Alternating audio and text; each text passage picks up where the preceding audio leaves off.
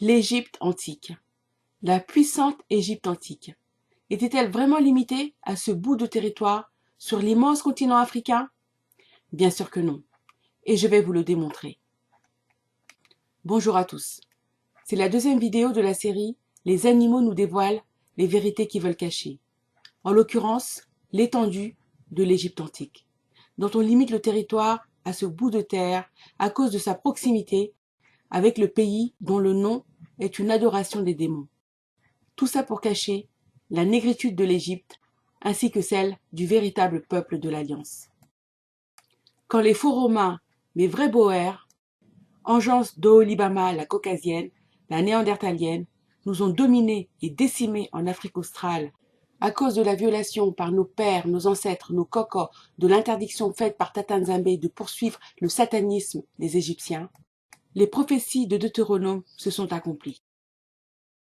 La terre sainte des Bantous a été foulée par la race impure et Yélé Salama détruite et transformée en désert où vivent désormais les chacals et les autruches. Ce premier grand cataclysme a entraîné la dispersion de nos pères, ce que chante Johnny Clegg, qui se nomme lui-même le Bantou blanc. Ils connaissent notre histoire mieux que nous-mêmes et la chantent à nos oreilles sans que l'on s'en rende compte. Je vous renvoie à la vidéo de décryptage que j'avais faite sur cette chanson. Après la chute de Yélé Salama, nos frères qui sont restés en Afrique australe ont subi des génocides comme les Nama et les Herero, ont été parqués dans des réserves, les Bantoustans, ce qui leur a permis de voler dans les villages vidés de leurs habitants les rouleaux du Tossa de nos pères pour s'approprier notre histoire. Non contents d'avoir volé leurs terres, leurs richesses, leur identité et leur histoire, ils leur ont fait vivre l'apartheid. L'autre partie du peuple a fui et est descendue vers l'Afrique centrale, car vous le savez, les cartes du monde sont inversées. Mais là aussi, les prophéties du Deutéronome ont trouvé à s'appliquer, car certains ont été capturés par les Kamites dont nous avons envahi les terres pour être vendus aux enfants d'Oholibama qui nous ont déportés et réduits en esclavage. Ils ont fait de nous des bêtes de somme, taillables et corvéables à merci, sans une rémunération correspondante à l'importance du travail qu'on fournissait pour nous maintenir dans la pauvreté et la soumission. Vendus en solde lors des jours appelés Black Friday, car le samedi c'est Shabbat, les fils d'Oholibama vidaient ainsi leur stock pour aller chercher d'autres cargaisons de noirs en Afrique. Et comme vous le voyez sur cette carte, les Bantous, installés en Afrique centrale après leur dispersion, ont été majoritairement victimes de ce commerce qui était l'accomplissement des prophéties du Deutéronome 28-68. Et ceux restés sur place, en Afrique centrale, n'ont pas été épargnés car ils ont subi les affres de la colonisation. La pauvreté, la soumission, les tribulations touchent essentiellement les Bantous, où qu'ils se trouvent sur cette terre, car notre Mokondi ne s'est pas encore manifesté. Le Tossa de nos pères évoque le peuple de Tata Nzambé en utilisant 3 mots: les déportés, les captifs et les dispersés. Les déportés sont nos frères qui vivent aux Amériques et aux Antilles. Les captifs sont, à mon sens, ceux qui vivent en Afrique australe, en Afrique du Sud plus exactement, sous la domination sinon politique, mais en tout cas économique, des enfants d'Oholibama, oui, toujours eux, qui contrôlent les finances et l'économie. Et enfin, les dispersés sont ceux qui vivent en Afrique centrale, puisque la Bible nous le dit. En effet, Sophonie chapitre 3 verset 10 nous donne un indice capital. D'au-delà des fleuves de l'Éthiopie, mes adorateurs, mes dispersés, m'apporteront des offrandes. Si Sophonie nous parle des fleuves de Couche ou d'Éthiopie, c'est que beaucoup de dispersés se trouvent à proximité de cet endroit. Sinon, il aurait parlé des fleuves du Zambèze, du Limpopo, de l'Okavango, car il y a beaucoup de fleuves en Afrique australe. Quand on met la carte d'Afrique dans le bon sens, on voit que la parole dit vrai. Les dispersés au-delà des fleuves de Couche sont bien les Bantous d'Afrique centrale, et notamment les habitants du territoire qu'on appelle Congo, avec un petit c. Ce qui veut dire que cette terre qu'occupent les Bantous est une terre kamite, et c'est bien la raison pour laquelle elle est le théâtre de génocides depuis plusieurs siècles. Comme nos frères déportés, nous sommes loin de chez nous, sur une terre de dispersion, sur un territoire de châtiment. Et je vais vous révéler 2 indices qui prouvent que nous sommes bien en territoire kamite égyptien. Là encore, on va suivre la piste de nos compagnons silencieux, les animaux. Je vais vous parler d'un animal honoré par les Égyptiens, car très présent dans leur iconographie, qui nous confirme que la terre appelée Congo avec un petit c était bien une terre kamite avant l'invasion de ce territoire par notre peuple, les Bantous. Cet animal est présenté comme étant un chacal. Il serait le dieu égyptien à tête de chacal, Anubis. Or, quand on met les iconographies à côté de l'animal qu'elles sont censées représenter, on voit bien qu'il ne s'agit pas du même animal. Même s'il a des grandes oreilles, le chacal n'a pas fière allure. Il a l'air peureux et sa queue est tombante, sans oublier que le chacal est un animal sauvage qui peut s'attaquer aux humains, surtout aux petits enfants pour leur voler leur nourriture. En réalité, l'animal sculpté et déifié par les Égyptiens est le Basenji, une race de chiens qui n'est présente qu'au Congo avec un petit c. Si vous mettez les iconographies en rapport avec le Basenji, à moins de faire preuve d'une mauvaise foi à toute épreuve, on voit bien que c'est le même animal.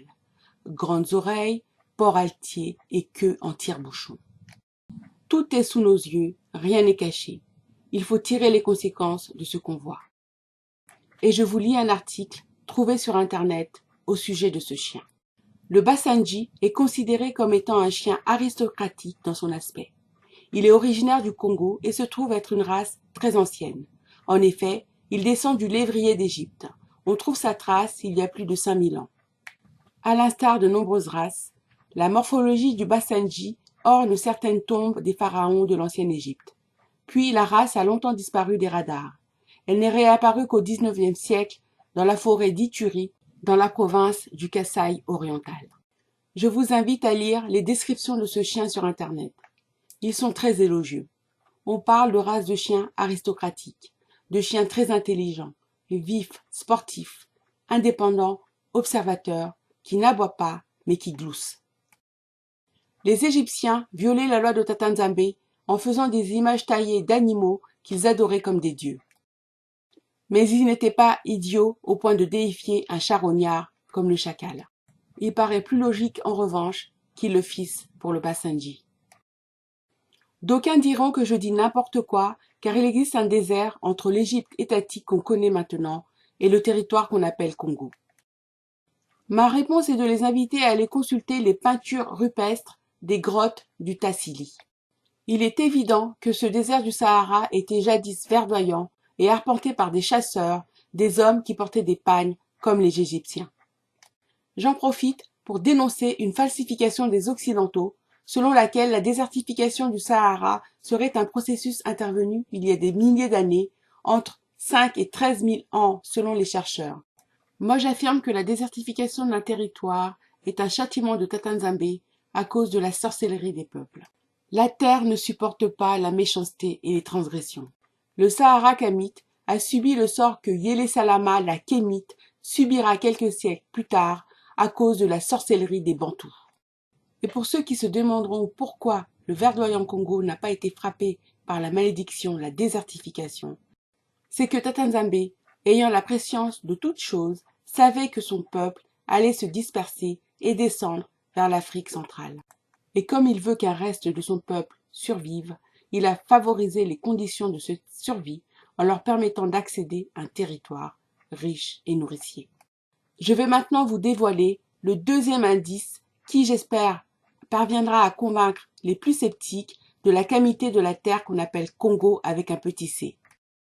Il s'agit de la découverte dans une mine d'or à Kakulu, un village situé dans les environs des localités de Kabemba et Koni, à plus de 200 km de Kananga, au Kasaï occidental, comme d'ailleurs le Basenji, d'un des 4 vases canopés, jadis utilisés dans l'Égypte antique pour conserver les organes internes du pharaon, notamment le foie, les poumons, l'estomac et les intestins. Je vous mets dans la boîte de dialogue un lien vers cet article qui est une mine d'informations. Cette découverte ouvre des perspectives incroyables sur la compréhension de la véritable étendue de l'Égypte antique. Je parie que d'autres artefacts égyptiens ont été découverts au Congo avec un petit c par les colons voleurs. Mais le secret est bien gardé pour qu'ils puissent les conserver dans leurs musées ou collections privées, et ils continuent ainsi à mentir sur l'identité des peuples négro-africains dont la Bible parle.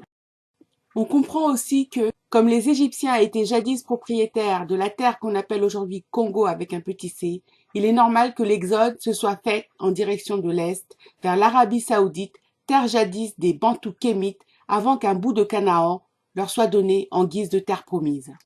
On comprend aussi pourquoi les Tutsis rwandais revendiquent cette terre avec tant de violence. Parce qu'elle est kamite. Et ils l'obtiendront quand le second exode interviendra. Le second exode qui ramènera les déportés et les dispersés vers les captifs de l'Afrique australe.